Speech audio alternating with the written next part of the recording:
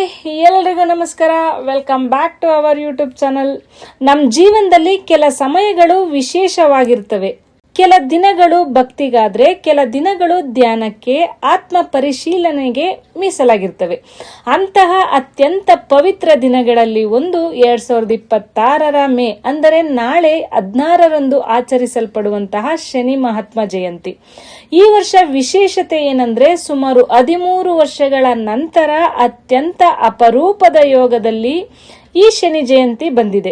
ಈ ವರ್ಷದ ವಿಶೇಷತೆ ಏನಂದ್ರೆ, ಸುಮಾರು 13 ವರ್ಷಗಳ ನಂತರ ಅತ್ಯಂತ ಅಪರೂಪದ ಯೋಗದಲ್ಲಿ ಈ ಶನಿ ಜಯಂತಿ ಬಂದಿದೆ ಎಂದು ಕೆಲವರು ನಂಬುತ್ತಾರೆ. ಹಾಗಾದ್ರೆ ಶನಿ ಮಹಾತ್ಮ ಯಾರು? ಏಕೆ ಶನಿಯನ್ನ ಜನರು ಭಯಪಡುತ್ತಾರೆ? ನೋಡಿದ್ರೆ, ಶನಿ ದೇವಸ್ಥಾನಕ್ಕೆ ಹೋಗುವುದರಿಂದ ಏನ್ ಲಾಭ, ಈ ದಿನ ಯಾವ ಪೂಜೆ ಮಾಡಬೇಕು, ಯಾವ ತಪ್ಪುಗಳನ್ನ ಮಾಡಬಾರ್ದು, ಇವೆಲ್ಲದರ ಸಂಪೂರ್ಣ ಮಾಹಿತಿಯನ್ನ ಇಂದಿನ ಈ ವಿಡಿಯೋದಲ್ಲಿ ತಿಳಿಯೋಣ. ವಿಡಿಯೋವನ್ನ ಕೊನೆವರೆಗೂ ನೋಡಿ, ಯಾಕಂದ್ರೆ ಕೊನೆಯಲ್ಲಿ ಶನಿ ದೋಷ ನಿವಾರಣೆಗೆ ಅತ್ಯಂತ ಸರಳವಾದ ಪರಿಹಾರವನ್ನ ಹೇಳುತ್ತೇವೆ. ಈ ಶನಿ ದೇವ ಯಾರು? ಹಿಂದೂ ಧರ್ಮದಲ್ಲಿ ಶನಿ ದೇವರನ್ನ ನ್ಯಾಯದ ದೇವರು ಎಂದು ಕರೆಯುತ್ತಾರೆ. ಅವರು ಯಾರಿಗೂ ಅನ್ಯಾಯ ಮಾಡೋದಿಲ್ಲ, ಯಾರನ್ನೂ ಭೇದ ಭಾವದಿಂದ ನೋಡುವುದಿಲ್ಲ. ನಾವು ಮಾಡಿದ ಕರ್ಮಕ್ಕೆ ತಕ್ಕ ಫಲವನ್ನು ನೀಡುವ ದೇವತೆ ಅದೇ ಶನಿ ಮಹಾತ್ಮ. ಶನಿ ದೇವರು ಸೂರ್ಯ ದೇವರ ಪುತ್ರರು ಎಂದು ಪುರಾಣಗಳಲ್ಲಿ ಹೇಳಲಾಗಿದೆ. ಶನಿಯ ದೇವರ ವಾಹನ ಕಾಗೆ, ಕೈಯಲ್ಲಿ ದಂಡ, ಮುಖದಲ್ಲಿ ಗಂಭೀರತೆ. ಶನಿ ಎಂದರೆ ಕೇವಲ ಕಷ್ಟ ಮಾತ್ರವಲ್ಲ, ಶನಿ ಎಂದರೆ ಶಿಸ್ತು, ಜವಾಬ್ದಾರಿ, ನೈತಿಕತೆ ಮತ್ತು ಈ ಜೀವನದ ನಿಜವಾದ ಪಾಠ.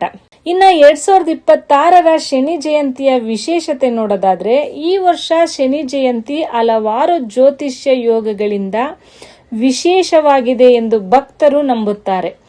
ಕೆಲ ಪಂಡಿತರ ಪ್ರಕಾರ 13 ವರ್ಷಗಳ ನಂತರ ಶನಿ ಅಮಾವಾಸ್ಯೆ ಹಾಗೂ ವಿಶೇಷ ಗ್ರಹಗತಿಗಳ ಸಂಯೋಗ ಬಂದಿರುವುದರಿಂದ ಈ ದಿನ ಮಾಡಿದ ಪೂಜೆ, ದಾನ, ಜಪಗಳಿಗೆ ಹೆಚ್ಚಿನ ಫಲ ಸಿಗುತ್ತದೆ ಎಂದು ಹೇಳಲಾಗುತ್ತದೆ. ವಿಶೇಷವಾಗಿ ಶನಿ ಸಾಡೆ ಸಾತಿ, ಅಷ್ಟಮ ಶನಿ ಅಥವಾ ಜೀವನದಲ್ಲಿ ನಿರಂತರ ಅಡಚಣೆ ಅನುಭವಿಸುತ್ತಿರುವವರು ಈ ದಿನ ಭಕ್ತಿಯಿಂದ ಪೂಜೆ ಮಾಡಿದರೆ ಮಾನಸಿಕ ಶಾಂತಿ ಮತ್ತು ಧೈರ್ಯ ಸಿಗುತ್ತದೆ ಎಂದು ನಂಬಿಕೆ ಇದೆ. ಇನ್ನ ಈ ಶನಿ ದೇವರನ್ನ ನೋಡಿದ್ರೆ ಯಾಕೆ ಭಯ ಪಡ್ತಾರೆ? ಬಹಳ ಜನರು ಶನಿ ಎಂದರೆ ಕಷ್ಟ ಕೊಡೋ ದೇವರು ಅಂತ ಭಾವಿಸ್ತಾರೆ. ಆದರೆ ಅದು ಸಂಪೂರ್ಣ ಸತ್ಯ ಅಲ್ಲ. ಶನಿ ದೇವರು ಶಿಕ್ಷೆ ಕೊಡುವುದಕ್ಕಿಂತ ಮೊದಲು ತಮ್ಮ ತಪ್ಪುಗಳನ್ನ ಸರಿಪಡಿಸಲು ಅವಕಾಶ ಕೊಡ್ತಾರೆ. ಅಹಂಕಾರ, ಸುಳ್ಳು, ಅನ್ಯಾಯ, ಮತ್ತೊಬ್ಬರಿಗೆ ನೋವು ಕೊಡುವುದು ಇವುಗಳನ್ನ ಶನಿ ಒಪ್ಪುವುದಿಲ್ಲ.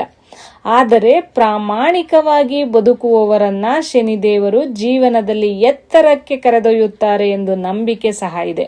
ಶನಿ ದೇವಸ್ಥಾನಕ್ಕೆ ಹೋದರೆ ಆಗುವ ಪ್ರಯೋಜನಗಳೇನಪ್ಪಾ ಅಂತಂದ್ರೆ, ಶನಿ ದೇವಸ್ಥಾನಕ್ಕೆ ಭಕ್ತಿಯಿಂದ ಹೋಗುವುದರಿಂದ ಹಲವಾರು ಆತ್ಮೀಯ ಲಾಭಗಳಿವೆ ಎಂದು ಭಕ್ತರು ನಂಬುತ್ತಾರೆ.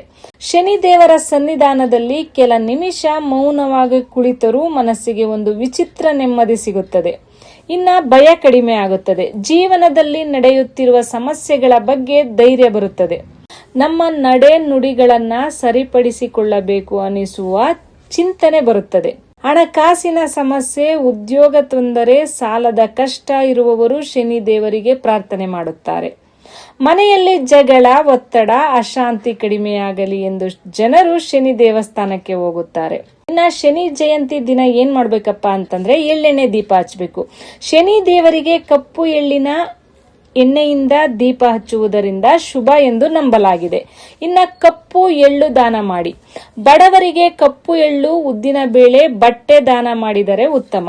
ಇನ್ನ ಹನುಮಾನ್ ಚಾಲಿಸವನ್ನ ಪಠಿಸಿ. ಶನಿ ದೇವರು ಹನುಮನ ಭಕ್ತನಿಗೆ ಕರುಣೆ ತೋರುತ್ತಾರೆ ಎಂಬ ನಂಬಿಕೆ ಇರುವುದರಿಂದ ಹನುಮಾನ್ ಚಾಲಿಸವನ್ನ ಪಠಿಸಬೇಕು. ಕಾಗೆಗಳಿಗೆ ಆಹಾರವನ್ನ ನೀಡಿ. ಈ ದಿನ ಕಾಗೆಗಳಿಗೆ ಅನ್ನ, ಎಳ್ಳು ಅಥವಾ ಆಹಾರ ನೀಡುವುದು ಶನಿ ಪೂಜೆಯಲ್ಲಿ ಮಹತ್ವವನ್ನ ಹೊಂದಿದೆ. ಈ ದಿನ ಬಡವರು, ವೃದ್ಧರು, ಶ್ರಮಿಕರಿಗೆ ಸಹಾಯ ಮಾಡಿದರೆ ಶನಿ ಕೃಪೆ ಸಿಗುತ್ತದೆ ಎಂಬ ನಂಬಿಕೆ ಇದೆ. ಈ ದಿನ ಏನೇನ್ ಮಾಡಬಾರ್ದಪ್ಪ ಅಂತಂದ್ರೆ, ಯಾರನ್ನ ಅವಮಾನ ಮಾಡಬಾರ್ದು, ಸುಳ್ಳು ಮಾತನಾಡಬಾರ್ದು, ಜಗಳ ಮಾಡಬಾರ್ದು, ಪ್ರಾಣಿಗಳಿಗೆ ಹಾನಿ ಮಾಡಬಾರ್ದು, ಅಹಂಕಾರ ತೋರಿಸಬಾರದು. ಶನಿ ದೇವರಿಗೆ ವಿನಯ ಮತ್ತು ಸತ್ಯ ಬಹಳ ಮುಖ್ಯವಾಗಿರುತ್ತೆ. ಇನ್ನ ಶನಿ ದೇವರ ಮಂತ್ರ ನೋಡೋದಾದ್ರೆ, ಭಕ್ತಿಯಿಂದ ಈ ಮಂತ್ರವನ್ನ ಜಪಿಸಬಹುದು. ಓಂ ಶನೇಶ್ವರಾಯ ನಮಃ ಈ ಮಂತ್ರವನ್ನ 11 ಬಾರಿ ಅಥವಾ 108 ಬಾರಿ ಜಪಿಸಿದರೆ ಮನಸ್ಸಿಗೆ ಧೈರ್ಯ ಮತ್ತು ಶಾಂತಿ ಸಿಗುತ್ತದೆ ಎಂದು ನಂಬಲಾಗಿದೆ. ಶನಿ ನಮಗೆ ಕಲಿಸುವಂತಹ ಪಾಠ ಒಂದೇ. ಶನಿ ದೇವರು ನಮ್ಮ ಜೀವನದಲ್ಲಿ ಏಳುವುದು ಒಂದೇ.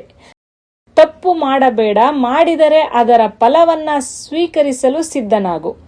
ಶನಿ ಎಂದರೆ ಭಯವಲ್ಲ, ಜೀವನದ ನಿಜವಾದ ಶಿಕ್ಷಕ. ಕಷ್ಟ ಬಂದಾಗ ಕುಗ್ಗಬಾರದು, ಧೈರ್ಯದಿಂದ ಮುಂದೆ ಸಾಗಬೇಕು. ಅದೇ ಶನಿ ದೇವರ ಸಂದೇಶ. ಸ್ನೇಹಿತರೆ, ಶನಿ ಜಯಂತಿ ಅಂದರೆ ಕೇವಲ ಪೂಜೆ ಮಾಡುವ ದಿನವಲ್ಲ, ನಮ್ಮ ಜೀವನವನ್ನ ಒಮ್ಮೆ ಪರಿಶೀಲಿಸಿಕೊಳ್ಳುವಂತಹ ದಿನ. ಒಳ್ಳೆಯ ಕೆಲಸ ಮಾಡಿ, ಬೇರೆಯವರಿಗೆ ಸಹಾಯ ಮಾಡಿ, ಸತ್ಯದ ದಾರಿಯಲ್ಲಿ ನಡೆಯಿರಿ. ಅದಕ್ಕಿಂತ ದೊಡ್ಡ ಶನಿ ಪೂಜೆ ಬೇರೆ ಇಲ್ಲ. ಸ್ನೇಹಿತರೆ, ಈ ಮಾಹಿತಿ ಇಷ್ಟವಾಗಿದ್ರೆ ಪ್ಲೀಸ್ ಲೈಕ್ ಮಾಡಿ, ಶೇರ್ ಮಾಡಿ, ಕಮೆಂಟ್ ಮಾಡಿ. ಹೊಸಬ್ರು ಯಾರು ನೋಡ್ತಾ ಇದ್ರೆ ನನ್ನ ಚಾನೆಲ್ನ ಸಬ್ಸ್ಕ್ರೈಬ್ ಮಾಡಿಕೊಂಡು ಬೆಲ್ ಐಕಾನ್ ಹೊಡೆಯೋದನ್ನ ಮರಿಬೇಡಿ. ಧನ್ಯವಾದಗಳು. ಜೈ ಶನಿದೇವ.